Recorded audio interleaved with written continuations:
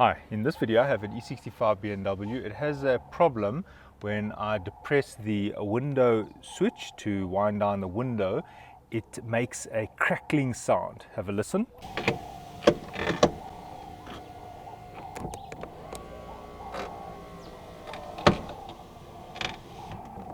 Right, I'm going to need to take this door panel off, which means I'm going to have to disconnect the airbag. So what I'm going to do now is quickly disconnect the battery. Right, there's the positive terminal of the battery disconnected. Right, so I'm just going to remove this airbag little cover here.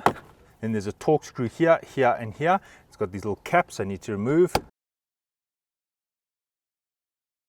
Right, starting with this screw over here, this is a T20. Right, this is a T30. Also a T30. Then on the side here, there's a little star screw.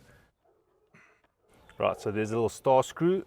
Right, now what I do is I take my fingers and I just separate the door panel from the door. Oh, there we go. Okay, so it is loose. Now I just need to pull it out here. Now I've got to be very careful because there's a wire here that runs in here, and if I pull too hard I'll snap the plastic at the back here. And then also over here I've got to be careful, this also needs to be pushed down. And now what I'm going to do is I'm going to pull the door a bit towards me, just separate this top part, and gently keeping the panel close to the door, now unhook everything. Right, there's the goodies that I need to unhook, starting with this over here. That's for the airbag. I just need to unhook this here, the door lock. Now this is what I didn't want to pull on. So as you can see, this is still intact here. Right, so I'm just going to depress this and pull that out. And I've just got one wire here, and this is for the airbag. Just going to put my screwdriver here, flat screwdriver, lift the tab, and then I can remove the whole door panel now that I've released the airbag. Right, now I got to remove these screws, all of them, so I can open this to get to the window mechanism. Right, these are size 12. Just need to turn it a little bit.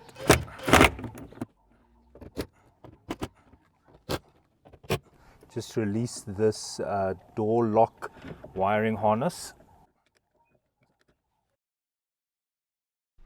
Right, now the quickest way to do this is to complete the repair while the battery is disconnected, and only once everything is reconnected and the door panel is on, the airbag is reconnected, then and only then reconnect the battery. Otherwise you will pick up an airbag error. But however, in my video I am showing it step by step, so I'm going to reconnect the battery at one point and then demonstrate the functionality while I go ahead. So for your case, I don't recommend doing that unless you are able to clear the error with INPA or whatever you have, whatever software you have to do this.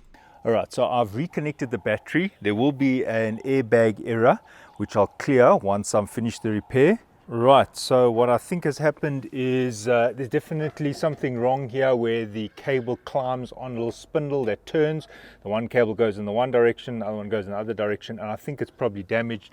So what I'm going to need to do is remove the glass. I'll just play you the sound quickly.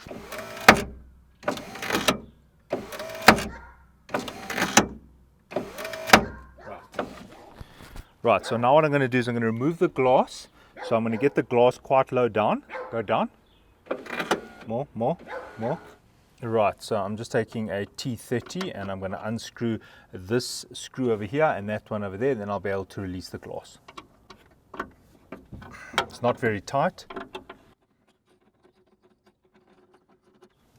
Whatever you do, don't tap on the glass, don't knock on the glass, it'll surely crack. Right, here are the two screws. Now I can release this glass, lifting it up.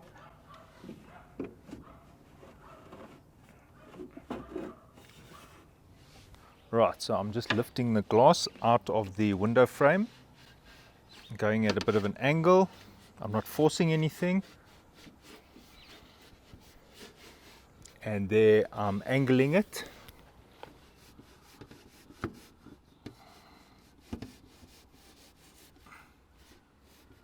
Quite an angle, all the way, keep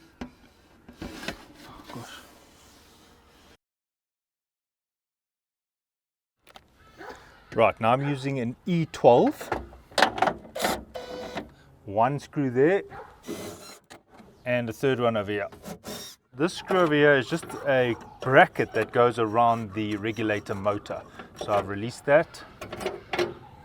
And there's the bracket. Now there's a cable tie over here which needs to be released. Then over here I need to release the wiring harness that's attached to the regulator. Right, I just press on that tab to slide it out of the regulator. Now there's just a screw there and a screw there. Right, I'm going to use this as a size 5. It's very small here. I just need to loosen it a bit. You don't have to remove it completely because I can slide it out. There you can see it's just slotted in there, and over here I do the same, but the door closer is in the way. So over here I'm just going to use a shifting spanner.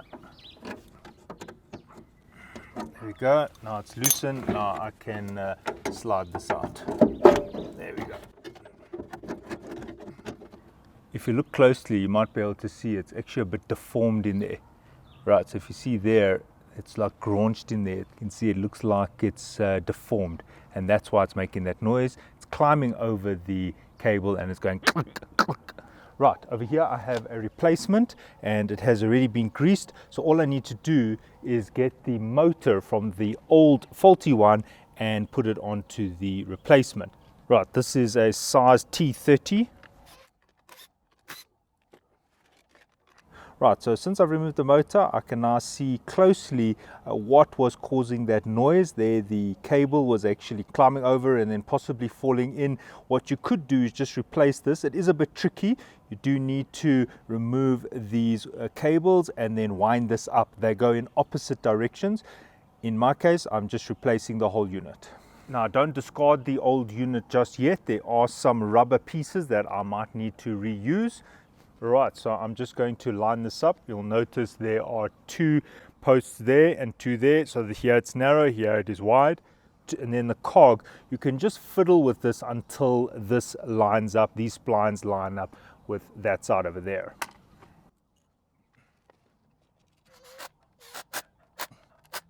I've only tightened these once those splines lined up. Right, now I just need to return this. Notice the motor is protruding there. This is the top side. There are the pins at the bottom which align to the bottom part of the door.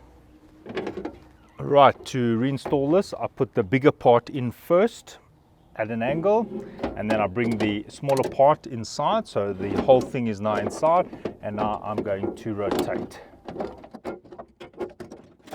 Right, so that's the chassis, and there's like a screw at the back, so it sits on there. I needed to first unscrew that, so I've done that on both sides, then the steel side, and then it can seat inside there. Right, now I don't need to tighten these 2 screws. What I want to do is line up these 2 sides. So I'm taking my E12 and I'm now going to fasten down this one and this one. Right, now don't forget this bracket. It clamps this motor to this piece of metal that is running along the length of the door. Right, I'm just going around tightening everything once I'm happy with the alignment. Right, now I can tighten these. This is an E5. It's different to what was on the original, which was a hex 5. I'm tightening this in the opposite direction, so I'm actually going anti-clockwise in order to tighten it. Right, I'm just going to plug it in. I do the final tightening once the glass is in, just in case these need to move a little bit. Maybe the alignment isn't 100%. So it is just a little bit loose. It can move a bit, and I will tighten it once I put the glass in. And then I just tie this cable around the door support, which runs along the length of the door. Right, this is where the glass is going to seat, and I'm just going to remove the little rubber and put it there. So I've taken from the old one to the new one. Now I don't have one for the other side, so I'm just taking some double-sided tape and I'm just going to not stick it in, I'm just going to put it in there. Just put some double-sided tape there. So it's only sticky on the one side, not the other side. It's just so that it's on something that's a little bit soft. Right, I'm reinserting the window in the same way that it came out. Notice that I'm brushing it very close to the door frame. This part over here, be careful not to catch it on the outside of the door, otherwise you'll put too much pressure on the glass. Right, now just make sure you feed this into the slot here. Always keep your hands on the glass just in case it falls in and then it might shatter.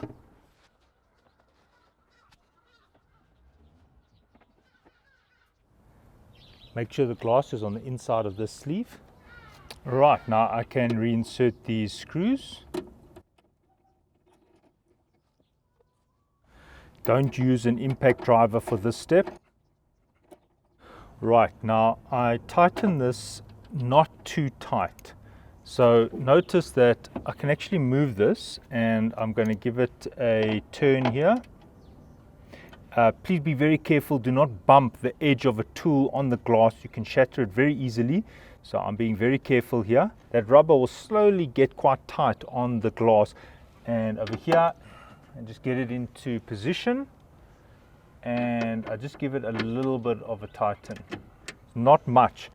Right, now all I'm going to do is give it a tiny nudge, and that is it.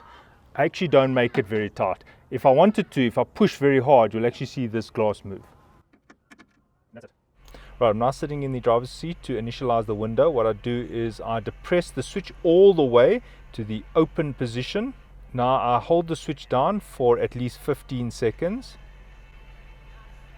Right, now I pull the switch all the way up to the top beyond the pull switch position, and I don't let go of the switch.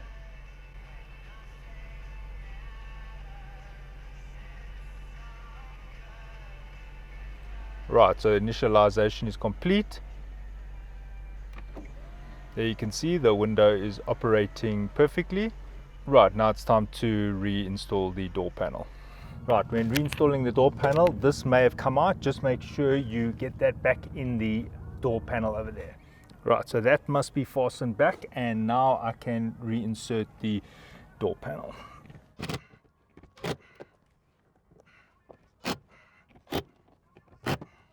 I just push these pins back out so it makes it easier to install this back. Right, at this point go and disconnect the battery before plugging anything in. So I've disconnected the battery, I'm just plugging the door lock wiring harness in, and now I'm going to put the door panel on, which means I'm also going to be connecting the airbag, which means the battery must be disconnected. Right, I've just installed the plug for the airbag.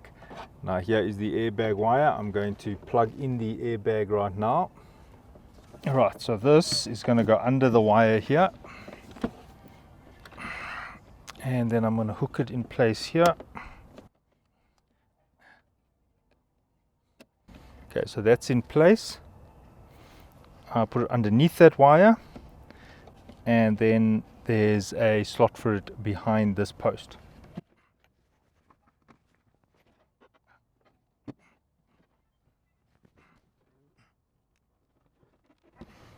Alright, now this must be down. It's going to thread in here. Just make sure the mid-bass speaker is plugged in there. Now it's approximately in place. I know it by checking the alignment of the screws here. And what I can do is just press and see. Yes, there we go. Okay, so now what I have to do is I just have to open the door. Still supporting it, and just check the alignment. Yes, and I can feel that I can press it here. There we go. Right, at this point I can put these screws back.